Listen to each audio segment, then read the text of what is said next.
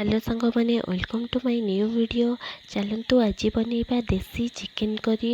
तो चिकेन करी बनवाई मुझे सब रेडी कर नहीं। चलतु बनइबा स्टार्ट करवा। एठी मु गोटे कड़े बसई नहीं चूली रे। आलू भाजवाई मु अल्प तेल पकई नहीं। तो अल्प तेल पकई कारण आलू भाजबार अच्छे से बेसी तेल पकईनी। तेल गरम होगा जाए आम अपेक्षा करवा। देखो तेल गरम हो गला से आलू गुड़ी को पकई नौ तेल रे। ମୁଁ ଏଠି 1 କେଜି ଚିକେନ୍ ପାଇଁ 6ରୁ 7ଟି ଆଳୁ କାଟି ନେଇଛି। ତ ଆଳୁରେ ଟିକେ ହଳଦୀ ଗୁଣ୍ଡ ଟିକେ ଲୁଣ ପକାଇକିରି ଭଲ ଭାବରେ ଗୋଳେଇ ଗାଳେଇକିରି ହାଲକା ବ୍ରାଉନ୍ କଲର୍ ହେବା ଯାଏ ମୁଁ ଆକୁ ଭାଜି ନେଇଛି। ଦେଖନ୍ତୁ ଆମ ଆଳୁ ଗୁଡ଼ିକ ହେଇ ଆସିଲାଣି। ଚାଲନ୍ତୁ ମସଲା ପ୍ରସ୍ତୁତ କରିବା। ମସଲା ପ୍ରସ୍ତୁତ କରିବା ପାଇଁ ମୁଁ ଏଥିରେ କଡ଼େଇରେ 100 ଗ୍ରାମ ତେଲ ପକାଇ ନେଇଛି। 1 କେଜି ଚିକେନ୍ ପାଇଁ ମୁଁ 100 ଗ୍ରାମ ତେଲ ପକାଇ ନେଇଛି, ସୋରିଷ ତେଲ। ତ ତେଲ ଗରମ ହେଇ ଆସିଲାଣି। ତ ଚାଲନ୍ତୁ କାଟି ରଖିଥିବା ପିଆଜ को पकई नवा। मु एटी 4ରୁ 5ଟି पियाज काटी रखी तो ताको पकई नेबी। बड़ बड़ साइज रो पियाज मु काटी रखी। तो बड़ बड़ साइज रो पियाज 4ରୁ 5टा एनफ 1 केजी चिकेन पाई। तो एबे मु पियाज गुड़ी को गोलाई गाड़ी भल भाव तेल रे मिक्स करी जमीती आमर पियाज गुड़ी को भल भाव भाजी हो तेल रे। मु बेसी हार्ड करिनी, हल्का सॉफ्ट हो गला पियाज पर मु टमाटर रखी 4-5टी काटिकी ताको पकई नहीं। 1 चम्मच लुण पकई नहीं जमीती लुणटा टमाटर को बहुत भल भाव सॉफ्ट कर नब।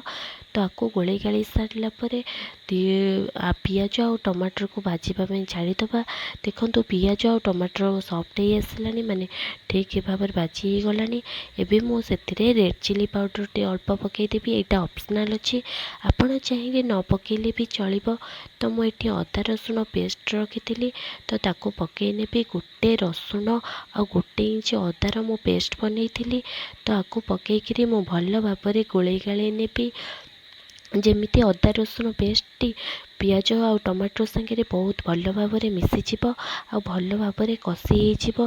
देखो मसलू आमर तेल छाड़ी गलानी तामाने मसलाटा भल भाव कषी हो गलानी। तो ये आम चिकेन को पकई नवा।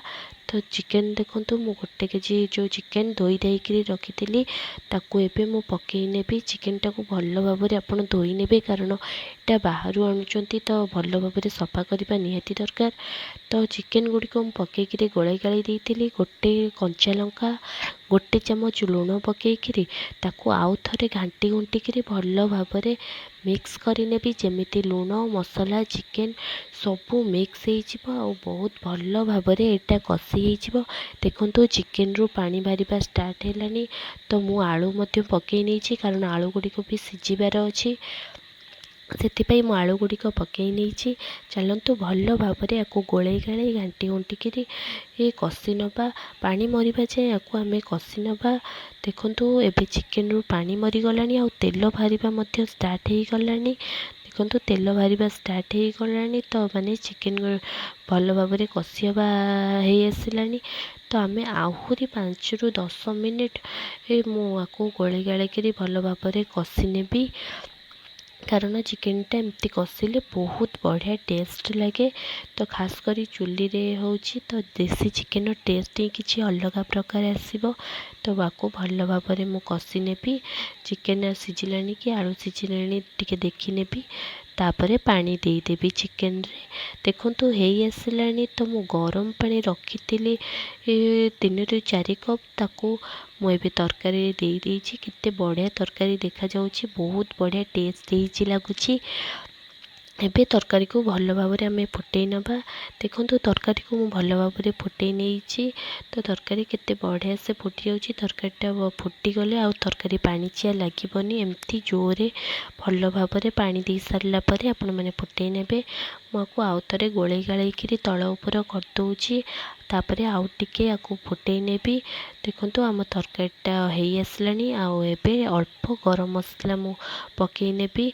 एठी छोट गरम मसला पैकेट मु पकई नहीं। चलतु गरम गरम कदली पत्र रे बाड़ी नवा खाइबापी। देखो देसी चिकेन चूली रे हेची कितनी जुसी आ बढ़िया देखा जाउछि। आ कदली पत्र रे खाइबार आर मजा ही किछि अलग। टिके भात टिके देसी चिकेन झोल ଆଉ ଟିକେ ଆଳୁ ଭାଙ୍ଗି ନେଇ ସେଥିରେ ପକାଇ ଗୋଳେଇ ଗାଳେଇ ଖାଇବାର ମଜା ହିଁ କିଛି ଅଲଗା। ବହୁତ ବଢ଼ିଆ ଲାଗେ ଏମିତି ଖାଇବାକୁ। ଆପଣ ମଧ୍ୟ ଏମିତି ଭିଲେଜ୍ ଷ୍ଟାଇଲ୍ରେ କରିକିରି ଖାଆନ୍ତୁ, ବଢ଼ିଆ ଲାଗିବ। ଦେଖନ୍ତୁ ଚିକେନ୍ଟା କେତେ ଜୁସି ହେଇଛି। Thank you.